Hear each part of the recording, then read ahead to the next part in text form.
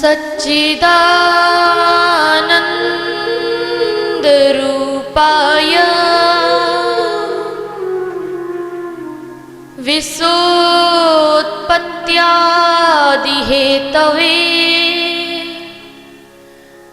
तापत्रय विनाशाय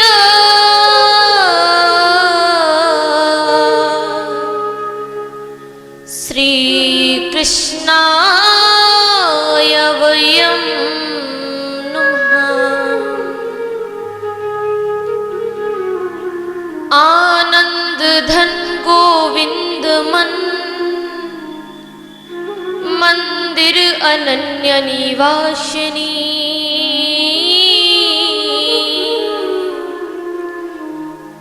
घन श्याम धन हित चातकी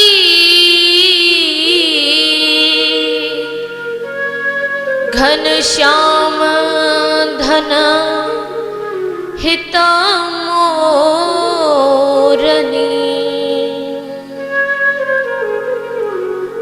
हरि ओम पार्वती पतये नमः।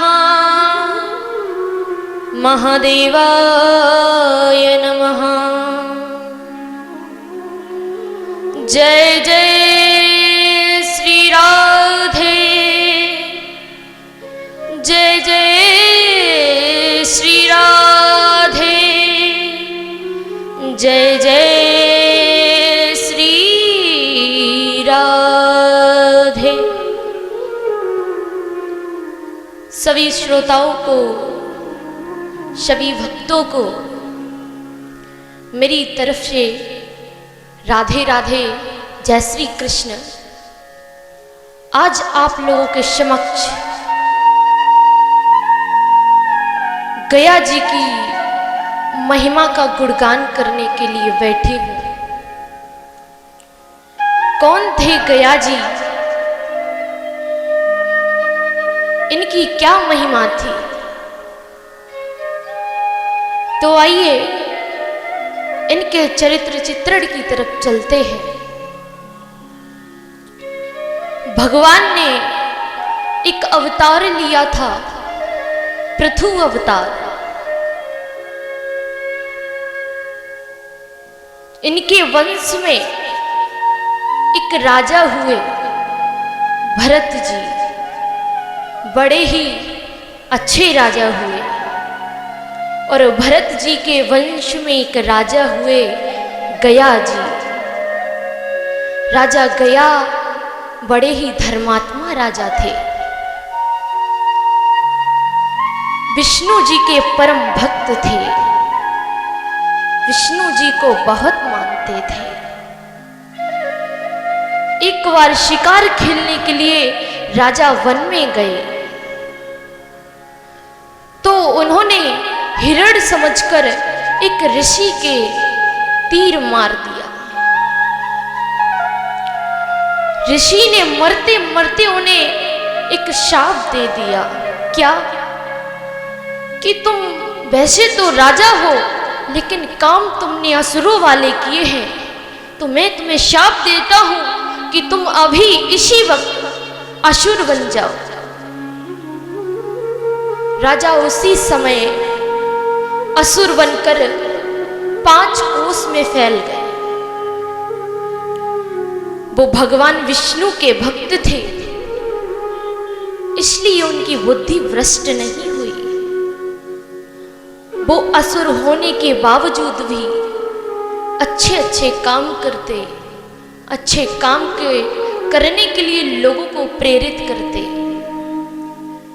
उन्होंने जान लिया कि मैं असुर हो गया हूं, तो उन्होंने राजकाज सब त्याग दिया और वन की ओर तपस्या करने को निकल गए। राजा ने बहुत ही कठोर तपस्या करके ब्रह्मा जी को मनाया। ब्रह्मा जी ने उन्हें दर्शन दिए तो ब्रह्मा जी से उन्होंने एक वरदान मांगा। क्या? कि इंसान चाहे वो कैसा भी हो, पापी हो, भक्त भक्त हो, लेकिन उसके मेरे दर्शन मात्र से ही उसका सारा पाप नष्ट हो जाए और उसे स्वर्ग प्राप्त हो। ब्रह्मा जी ने तथास्तु बोलकर उसके वरदान को हाँ कर दिया। अब तो राजा अपने राज्य वापस आ गया और बात तो आग की तरह फैलती है। धीरे धीरे एक गांव से दूसरे गांव, दूसरे गांव से तीसरे गांव, सभी को पता चल गया कि राजा को ऐसा वरदान लगा है कि अंत समय में उसके दर्शन कर लो तो स्वर्ग की प्राप्ति होती है। अब तो लोग मन से पाप करते, कोई रोक टोक नहीं, उन्हें कोई रोकने वाला नहीं, किसी का भय नहीं। वो पूरी जिंदगी पाप करते और अंत समय में गया जी के दर्शन कर लेते और स्वर्ग की प्राप्ति ले लेते। जब विष्णु जी को पता चला कि सब संतुलन बिगड़ रहा है, नरक लोक खाली होता जा रहा है, स्वर्ग लोक में पापी भी निवास कर रहे हैं, तो उन्होंने गया जी को मारने का एक उपाय सोचा। क्या सोचा कि बिना मतलब में तो मार नहीं सकते, कोई तो बहाना लेना पड़ेगा, क्योंकि राजा कोई पाप तो कर नहीं रहा था। तो विष्णु जी राजा के पास जाते हैं और कहते हैं, राजन मुझे एक यज्ञ करना है, उसके लिए एक पवित्र स्थान चाहिए। तो गया जी ने कहा, पवित्र स्थान चाहिए? जब मेरे दर्शन मात्र से ही प्राणी का कल्याण हो जाता है तो मुझसे पवित्र कौन होगा? आप मेरे ऊपर हवन कीजिए। गया जी के ऊपर हवन करने के लिए तैयारियां चलती हैं। विष्णु जी उनके वक्ष स्थल पर जोर से हवन कुंड रखते हैं, फिर भी मृत्यु नहीं होती। उनके ऊपर हवन कर रहे हैं, फिर भी उसकी मृत्यु नहीं हुई। अंत समय में विष्णु जी ने कहा, राजन हवन करना तो एक बहाना था, लेकिन मुझे तुम्हें मारना होगा, क्योंकि हमारा संतुलन बिगड़ रहा है। नरक लोक में जाने वाले पापी भी स्वर्ग लोक जा रहे हैं। तो राजा ने कहा, आपको मारने की जरूरत नहीं पड़ेगी, मुझे बस 2 वचन दे दीजिए, मैं अपना शरीर खुद ही दान कर दूंगा। तो विष्णु जी ने कहा, बताइए क्या वचन है आपके? तब राजा ने कहा, पहला वचन, इस हवन कुंड में जितने भी देवी देवता प्रत्यक्ष अप्रत्यक्ष रूप में निवास कर रहे हैं, वो सदैव मेरे अंदर निवास करेंगे। जब तक सूरज चांद रहे तब तक वो हमारे अंदर निवास करेंगे। और दूसरा, वैसे तो व्यक्ति की श्राद्ध करने से मुक्ति मिल जाती है, लेकिन फिर भी अगर कोई ना कर पाए और मेरे पास आकर विनम्र करे, निवेदन करे कि मेरे पितरों को शक्ति और मुक्ति दें, तो आप उन्हें मुक्ति जरूर देंगे, उनका कल्याण अवश्य करेंगे। भगवान उन्हें दोनों वरदान देते हैं। उसी समय गया जी ने अपना शरीर भगवान को दान कर दिया। ये है गया जी की महिमा। गया जी ने कोई ऐसे काम नहीं किए थे जो उनका नाम भागवत में लिया जाता। उन्होंने सिर्फ एक काम किया, अपना शरीर भगवान को दान कर दिया। बस इसी वजह से श्रीमद् भागवत में गया जी की भी कथा आती है उनसे भी कुछ सीखने को मिलता है। अब कुछ लोग सोचते हैं स्वर्ग नरक होता या नहीं होता, तो हम आपको बता दें स्वर्ग नरक अवश्य होता है, लेकिन अपने अपने प्रकार से होता है। जैसे आप अपनी फैमिली के साथ महीने, 2 महीने, 6 महीने, 1 साल एक साथ तो कहीं जाते ही होंगे, तो वो क्या क्या तैयारी करते हैं, कपड़े रखेंगे, खाने का सामान भी रखेंगे और टिकट भी लेंगे। अगर ट्रेन वगैरह से जाते हो तो टिकट भी कटानी पड़ती है। तो स्वर्ग और नरक लोक जाने में भी 2 टिकटें होती हैं जो आप जन्म से लेकर मृत्यु तक बना पाते हैं। एक होती है स्वर्ग की टिकट और एक होती है नरक की टिकट। अगर आप अच्छे काम करोगे, पुण्य करोगे, दूसरों को शिक्षा दोगे, तो आपको स्वर्ग की टिकट प्राप्त होगी।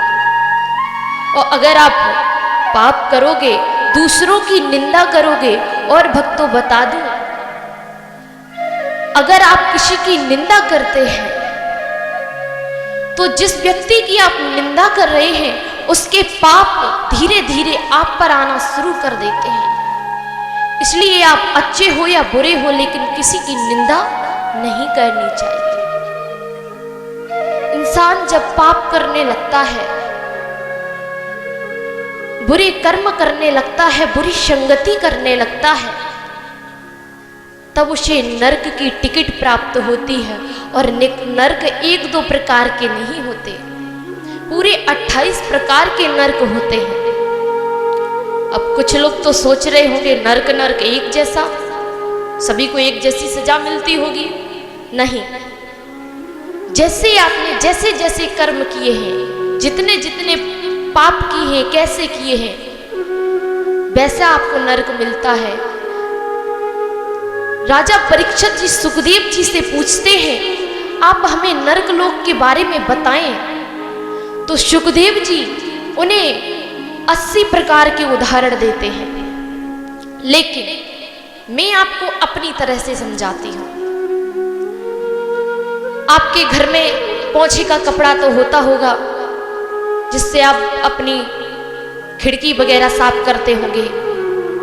उसको साफ करने के लिए आपको क्या करना पड़ता है?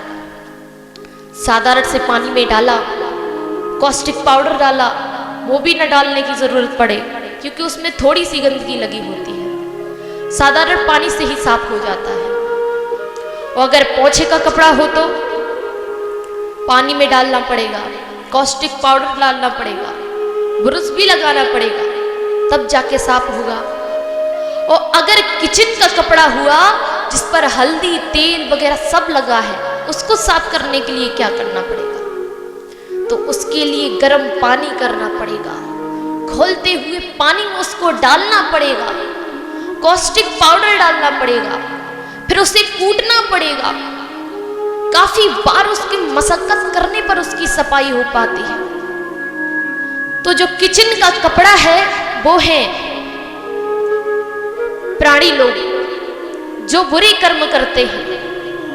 आप जैसे जैसे कर्म करोगे वैसे वैसे नरक लोक में जाओगे। अगर किचन के कपड़े जैसे तुमने काम किया है तो वही हाल होगा। गर्म पानी में डालकर, कॉस्टिक पाउडर डालकर कूटना पड़ेगा, मलना पड़ेगा, तब आपके पाप नष्ट होंगे। फिर उसके बाद 84 लाख योनियों के चक्कर काटने के बाद आपको मनुष्य योनि दोबारा प्राप्त होगी। तो ये मनुष्य योनि बड़ी ही अनमोल है। इसे प्राप्त करने के लिए क्या नहीं करना पड़ता। और इसमें आकर आप दूसरों की निंदा करें, पाप करें, किसी की मदद ना कर सकें, तो ऐसे जीवन का क्या फायदा। तो बस यही प्रेरणा है, भगवान का भजन करें। इंसान के हाथ व्यस्त होते हैं, पैर व्यस्त होते हैं, जिह्वा तो व्यस्त नहीं होती, मन तो व्यस्त नहीं होता। मन में भगवान का नाम लें, जिह्वा पर भगवान का नाम रखें, कभी किसी की निंदा ना करें। सदैव सबका अच्छा सोचे। भगवान भी कहते हैं जब इंसान काम खुद करने लगता है तब काम बिगड़ने लगते हैं।